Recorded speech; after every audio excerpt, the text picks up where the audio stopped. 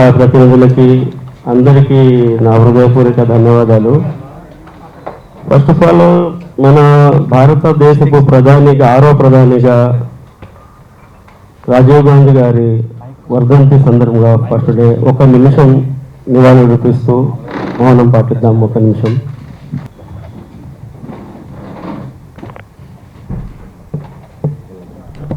సినిమాతో నా జీవితం స్టార్ట్ అయింది సినిమా ఫీల్డ్లో. ఆ తర్వాత తెలుగు, కన్నడ, తమిళ్లో, హిందీ దాకా తక్కువ సినిమాలు చేశాను. పొలిటికల్ లైఫ్ అనేది ఫస్ట్ టైం నాకు స్టార్ట్ అయింది. The great YS Rajasekhara Reddy గారి ముద్దుబిడ్డ షర్మిలమ్మ గారి ద్వారా నా లైఫ్ స్టార్ట్ అయింది పొలిటికల్గా. సో అదే సందర్భంగా ఒక కొత్త మూవీ కూడా చేస్తున్నాను. ఏఆర్ రెహమాన్ మ్యూజిక్లో ఒక సాంగ్ బాంబేలో రికార్డింగ్ కూడా చేశారు. ఆర్టిస్టులు ఫైనల్ అవ్వలేదు. నిన్న నైట్ కూడా డిస్కస్ చేసుకున్నాము. అనుష్క హీరోయిన్గా అంటే ఫైనల్ అవ్వలేదు. విజయశాంతి గారితో ఇట్లా ప్లాన్ చేసుకున్నాము. ఆ ప్రపోజల్ నడుస్తుంది, ఇంకా ఫైనల్ అవ్వలేదు. మన విజేంద్ర ప్రసాద్ గారు, రాజమౌళి గారి ఫాదరు దాని గురించి ఇంకా ఫైనల్ అవ్వలేదు. నా దగ్గర వాళ్ళు డిస్కస్ చేశారు. సో సంతోషంగా ఆ మూవీలో చేద్దాం అనుకుంటున్నాను. ఏం ఫైనల్ అయిద్దో మధ్యలో మీడియా ఏమన్నా జరుగుతూ మాట్లాడుకుంటున్నారు కాబట్టి అది తొందరలో నేను చెప్తాను మీ అందరికీ ఆ కాంబినేషను. సో మూవీ లైఫ్ అలా ఉంది, నడుస్తూ ఉంది. అన్నీ మీ కళ్ళ ముందు జరుగుతూ వచ్చినాయి. నాకు ప్రతి దాంట్లో ఏదో ఒకటి ఎక్కడో డాట్ పడతానే వచ్చింది. అది ఎందుకు పడతా వచ్చిందంటే నేను స్ట్రైట్ ఫార్వర్డ్గా ఉంటాను, కొంతమందికి నచ్చదు. వాళ్ళకి నచ్చాలని కూడా నేను ట్రై చేయను. నా లైఫ్ నేనుగా సింగిల్గానే ఉన్నాను. నా లైఫ్లో నా ఫ్యామిలీ, నేను, ఆ దేవుడు, ఆ మధ్యలో ఓన్లీ మా మీడియా మిత్రులు మీరే ఉన్నారు. నేను ఎవరిని పొగడేది కాదు, ఎందుకు మీకు తెలిసిందే. నాకు సంతోషం వచ్చినా మీ మీద షేర్ చేసుకుంటాను, నాకు బాధ వచ్చినా మీ మీద షేర్ చేసుకుంటాను. తర్వాత హైకమాండ్ నాకు తెనాలి కాంగ్రెస్ సీటు ఎమ్మెల్యేగా నేను ఒక బీఫామ్ ఇచ్చి నామినేషన్ వేసిన తర్వాత నన్ను నైట్ 24th నైట్ పంపించారు రాజంపేట. హైకమాండ్ నాకు అక్కడ నాకు కరెక్ట్ అని పంపించారు. అక్కడికి వెళ్తే కూడా నేను చెప్తున్నా ఈ కాంట్రవర్సీ మాట ఎందుకు వస్తే అంటే మాట్లాడొద్దని మాట్లాడుతున్నా. అక్కడికి వెళ్తే అక్కడ లాంగ్వేజ్ ఏంది, బీజేపీ వాళ్ళది, మన కిరణ్ కుమార్ రెడ్డి గారిది. నా కొడక ఇది మన ఆంధ్రజ్యోతి పేపర్లో కూడా న్యూస్ వచ్చింది ఆ రోజు. నా కొడక నువ్వు ఎక్కడి నుంచి వచ్చి ఇక్కడ పోటీ చేస్తావా, నువ్వు జాతీయ అధ్యక్షుడు అంటారా? నేను దేశ పౌరునండి, నేను ఒక కామన్ మ్యాన్ని. డెమోక్రసీలో మీరు ఎక్కడైనా పోటీ చేయొచ్చు.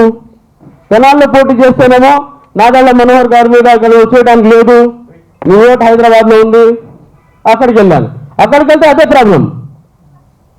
సో అక్కడ పోటీ చేస్తే నైట్ వచ్చి ఇంకోటి ఏం చేశారు, నేను పోటీ చేస్తున్నానని చెప్పి డైరెక్ట్గా కలెక్టర్ గారి దగ్గర, నేను ఏదో నోటు మాటలు ఎప్పుడు మాట్లాడిన అబద్ధాలు మాట్లాడను. కలెక్టర్ గారి దగ్గర ఇటు పక్కన ఐజీ, డిఐజీ, కలెక్టర్ గారు ఇట్లా వరుసలో కూర్చొని ఉంటే నామినేషన్కి ఒకే రోజు ఉంది. ఒకే రోజు నామినేషన్ ఉంటే వచ్చేసి డైరెక్ట్గా 2 అడ్వకేట్లు వచ్చి లెటర్ ఇచ్చారు. ఏమని, ఇతను నామినేషన్ వేసిన ఫామ్లో 900 కోట్ల టర్నోవర్ ఉంది, బ్యాంకు బ్యాలెన్స్ 300 కోట్లు ఉందని. వీళ్ళు ఏమన్నా ఐటీకి ఇచ్చారు. ఐటీ వాళ్ళు తీసుకెళ్ళి నాకు నా అకౌంట్ సీజ్ చేశారు. 150 కోట్లు సీజ్, 200 కోట్లు చూపిందని. అని నోటి మాటలు చెప్పినప్పుడు ఇది కూడా ఎట్లానే ఉంటుంది. నేను ఎక్కడన్నా వస్తే ఎందుకు కాంట్రాక్ట్ చేస్తున్నారు? ఇప్పుడు నాకు దేనికి ఇది చూడండి. అక్కడ ఎలక్షన్కి వెళ్తే 5వ తారీఖు నాకు సీజ్ చేశారండి అకౌంట్లన్నీ. నేను ఒకటి చెప్తున్నా, నా టర్నోవర్ 500 కోట్లు ఉంది. ఇన్కమ్ ట్యాక్స్ వాళ్ళకి నేను అకౌంట్లో ఆపినా క్లారిటీ ఇస్తాను, దాని సమాధానం చెప్తాను, నేను క్లియర్గా ఉన్నా. కానీ అదే రోజు నా అకౌంట్లో సీజ్ చేయాల్సిన పని లేదు. చేసిన నా కష్టాజితంతో, నా డబ్బుతో నేను ఎప్పుడైనా కానీ ఏ రోజు మీ దగ్గర అబద్ధం ఆడిన మీడియా అనేది చెప్తున్నా. నా ఫ్యామిలీ, దేవుడు నా మధ్యలో మీరు తప్ప నాకు ఎవరు లేరు.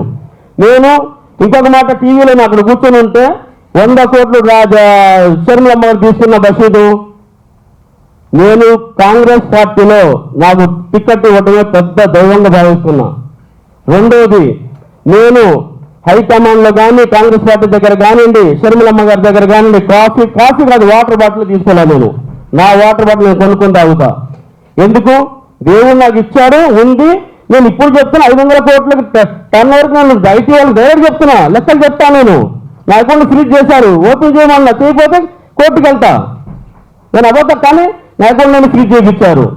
ఇప్పుడే కాదు, మొదటి నుంచి కూడా నేను నా లైఫ్లో రోడ్ నెంబర్ 7 దగ్గర చిన్నది నా ప్రాపర్టీ, దాన్ని కూడా ఒక ఇష్యూ చేసి రాస్తా ఉంటారు. నేనైనా మా అడగను, పోనీ నేనేందో నాకు తెలుసు అని. ఇప్పుడు ఇంకోళ్ళు వస్తారు, నేను చెప్తున్నా 200 కోట్లు కట్టమని అయితే నాకు లెటర్ ఇచ్చింది, ఎలక్షన్కి డబ్బులు ఖర్చు పెడతానని లెటర్ ఇచ్చారు. మన కిరణ్ కుమార్ రెడ్డి గారు, మిథున్ రెడ్డి గారు, వాళ్ళందరూ వీళ్ళ దగ్గర 200 కోట్లు బ్యాలెన్స్ ఉన్నాయి, పబ్లిక్కి పంచుతారు, మాకు ప్రాబ్లం అవుతుంది లెటర్ ఇచ్చారు కలెక్టర్ గారికి. కలెక్టర్ గారు డైరెక్ట్గా ఏం చెప్పారు, ఆయన దగ్గర ఏం డబ్బులు ఉన్నా, ఆయన ఇన్కమ్ ట్యాక్స్ ఎంత 2,000 కోట్ల టర్నోవర్ ఉన్నా మీరు కోర్టుకు వెళ్ళండి, is the qualified the election, ఈయనకి మన అర్హత ఉంది, చేస్తున్నారు అంటే ఈయన లెటర్ తీసుకుని ఇచ్చారు. నైట్ నా ఇన్కమ్ ట్యాక్స్ నా అకౌంట్ ఆపేశారు, లెటర్ ఇచ్చారు. సరే, నేను ఎలక్షన్ తర్వాత రిలీజ్ చేస్తున్నాను అనుకున్నాను, నాకేదో నేను బాగానే ఉన్నాను, ఎక్కడో చేస్తున్నాను, క్యాంపెయిన్ చేస్తున్నాను, డే నేను పడుకోకుండా నేను 11 days దొరికితే 11 days కాన్స్టిట్యున్సీ మొత్తం రాయచోటి, రాజంపేట, మదనేపల్లి అన్ని తిరిగాను, క్యాంపెయిన్ చేశాను, నన్ను అందరూ అప్రిషియేట్ చేశారు. 11 daysలో 7 కాన్స్టిట్యున్సీ చేసి 7 ఎమ్మెల్యేలు ఉంటే 7 ఎమ్మెల్యేలు కూడా నా దగ్గర ఫస్ట్ డే ఉన్న తర్వాత నా దగ్గర రాకుండా చేశారు. అంత పాలిటిక్స్ చేశారు అక్కడ. నేనేంటంటే ఎవరేం చేసినా దేవుడు నమ్మకం, ఇందాక మీకు అన్నట్టుగా నా పని నేను చేసుకుంటూ వెళ్ళాను, ఎలక్షన్ కంటెస్ట్ చేశాను, వచ్చాను. ఈ రోజుల్లో నేను ఒకటి చెప్తా, 7 days వెళ్ళినా 11 days వెళ్ళినా 100 and 200% రాజంపేటలో ఎంపీగా నేనే గెలుస్తా. అంత కాన్ఫిడెంట్ ఎలా చెప్తున్నా అంటే నాకు పబ్లిక్ సపోర్ట్ కానివ్వండి, నేను వెళ్ళింది కానీ ఒకవేళ 1% అయినా అది దేవుడు నా రాత అనుకుంటా, కానీ నా పబ్లిక్ కానీ ఎవరికి తప్పను అన్ను. ఎందుకంటే అక్కడ అంత పాలిటిక్స్ ఉంది. సరే, ఏ పాలిటిక్స్ అయినా నేను ఫస్ట్ టైం వెళ్ళాను కాబట్టి నా వంతు నేను చేశాను, 11 days చేశాను అనేది అది అందరికీ తెలుసు.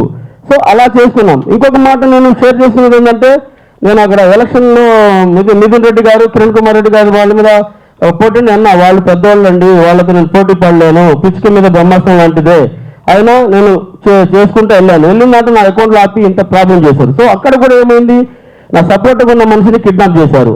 వెళ్ళి పోలీస్ కంప్లైంట్ ఇస్తే కలెక్టర్ గారు నాకు సెక్యూరిటీ ఇచ్చి అతన్ని తీసుకొచ్చారు లాస్ట్ డే 29వ రోజు. ఎందుకంటే అదే అతను వెళ్ళిపోతే సపోర్ట్ వెళ్ళిపోతే మనం ఎలక్షన్ చేయడానికి ఉండదు కాంటెస్ట్.